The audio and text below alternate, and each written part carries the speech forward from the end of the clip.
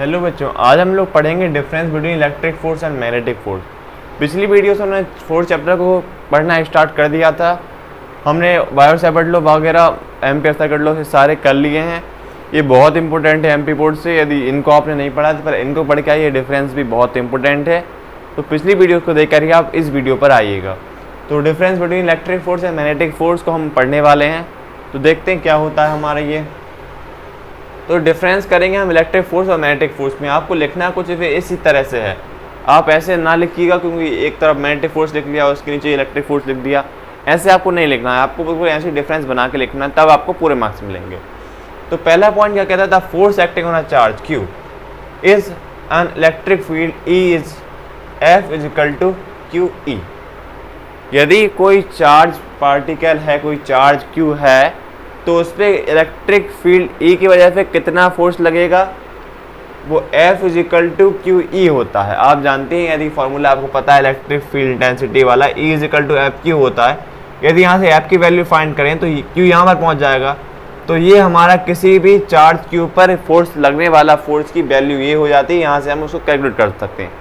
तो जो electric force वही कहता है कि यदि किसी चार्ज Q पर कोई फोर्स लग रहा है तो वो इतना लग रहा है, यहाँ से आप उसे कैलकुलेट कर सकते हैं जो इलेक्ट्रिक फील्ड की वजह से लग रहा है। लेकिन जो मैग्नेटिक फोर्स होता है वो क्या कहता है, the magnetic force act on a charge. जो मैग्नेटिक फोर्स है किसी चार्ज Q पर मूविंग विद वेलोसिटी भी, मतलब यहाँ पर क्या है, वेलोसिटी की बात आ गई। अब आप सोचिए, यहाँ पर आपने पढ़ा होगा इलेक्ट्रिक फोर्स वगैरह में, इलेक्ट्रिक हमारा पहली और दूसरी यूनिट क्या थी, इलेक्ट्रिक फील्ड वगैरह आती थी, लेकिन वो कैसे थे हमारे एट रेस्ट, क्योंकि इलेक्ट्रोस्टैटिक थी। तो वहाँ पर किसकी बात करते थे हम, रेस्ट की। लेकिन यहाँ पर क्या होंगे, हमारे इलेक्ट्रॉन सब मूव होंगे, तो यहाँ पर किसके, मूविंग चार्ज की बात हो रही है। तो यदि कोई चीज़ मूव कर रही है तो वहाँ पर वेलोसिटी तो इंट्रोड्यूस हो गई। तो यहाँ पर ये वही लिखा हुआ है, the magnetic force act on a charge Q moving with velocity B in a magnetic field B is F is equal to Q V vector cross B vector. ये फॉर्मूला आपको पता भी होगा, आपने लेंज लो करके आए होंगे। तो F वाला ये Q V यहाँ पर क्या है, हमारा वेलोसिटी है। तो यही हमारा ये डिफरेंस की पहली पॉइंट कहता है कि यदि यहाँ पर क्या है, यहाँ पर चार्ज रेस्ट पे, तो इस तरफ जो फोर्स लगेगा वो इतना लगेगा, लेकिन यहाँ पर वेलोसिटी V के साथ भी फोर्स लगेगा। इस तरह यहाँ पर ये फॉर्मूला लिखा हुआ है। तो पहला डिफरेंस आपको कुछ इस तरह से लिख लेना है। दूसरा डिफरेंस कहता है, the electric force does not depend upon the velocity of charge. जो इलेक्ट्रिक फोर्स है वो किस पे, वेलोसिटी पर डिपेंड ही नहीं करता। आप भी देखिए फॉर्मूले से यहाँ पर V की वगैरह तो कोई बात ही नहीं की, क्योंकि फॉर्मूला क्या है, F इक्वल टू QE है। यहाँ पर V तो आया ही नहीं। तो यहाँ पर हमारा जो इलेक्ट्रिक फोर्स है वो किस पे, वेलोसिटी पर डिपेंड नहीं करता। और जो मैग्नेटिक फोर्स है, the magnetic force depends upon the velocity of charge particle. जो मैग्नेटिक फोर्स है वो किस पे, वेलोसिटी पर डिपेंड करता है।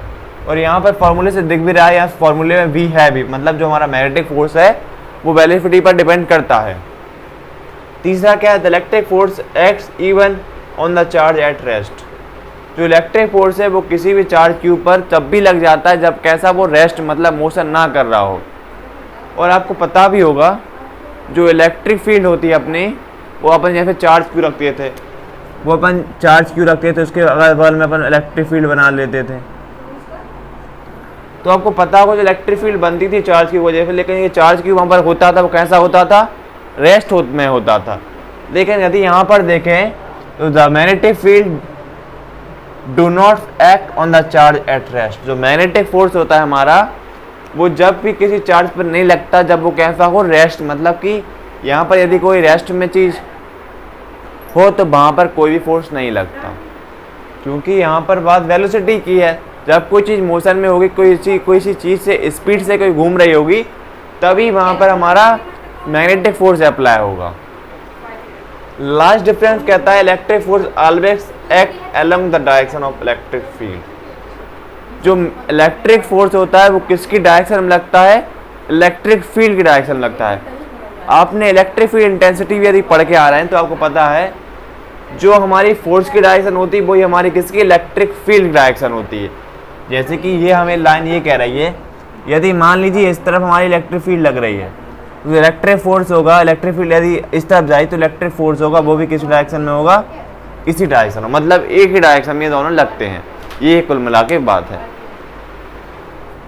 तो समझ में आया होगा आपको इसका। अब इसका एक और देख लेते हैं, इसमें क्या कहता है, the magnetic force acts perpendicular to the direction of magnetic field. जो मैग्नेटिक फोर्स है वो मैग्नेटिक फील्ड कैसे परपेंडिकुलर लगता है।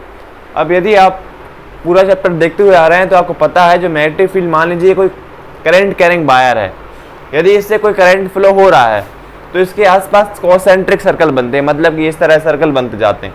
तो आप ही सोचिए यदि यहाँ पर मैं कोई सर्कल बनाता हूँ और यहाँ से मैं इस सर्कल से और इसके आपस में कंपेयर करके देखता हूँ तो इस सर्कल से कैसा दिखेगा, परपेंडिकुलर दिखेगा। मान लीजिए ये कोई सर्कल है और यहाँ पर मैंने इस मार्कर को रख दिया है, तो ये सर्कल से ये मार्कर कैसा है, परपेंडिकुलर है। असल में नीचे नहीं होंगे, इसी में आसपास बने होंगे, लेकिन यहाँ पर आसपास बनाना पॉसिबल नहीं है। तो ये मान लीजिए ऐसे कोई मार्कर है और ये सर्कल पे ऐसे है, तो ये सर्कल से कैसा है, परपेंडिकुलर है। तो ये कह रहा था magnetic force acts perpendicular to the direction of magnetic field. जो मैग्नेटिक फोर्स है वो कैसा परपेंडिकुलर ही होता है हमारे मैग्नेटिक फील्ड के। तो ये हमारा डिफरेंस था, ये बहुत ज़्यादा इंपॉर्टेंट है, इसको आप लर्न कर लीजिएगा। और लर्न करने की इसमें कोई ज़रूरत भी नहीं है, आप आसानी से समझकर एक बार समझ के रहिए, आपको लर्न हो जाएगा। बाकी आपको इंग्लिश आप चाहें तो मन से भी लिख सकते हैं इस तरह डिफरेंस बना के। तो इतना आपको समझ में आया होगा। आप देखते हैं हमारा नेक्स्ट डिफरेंस।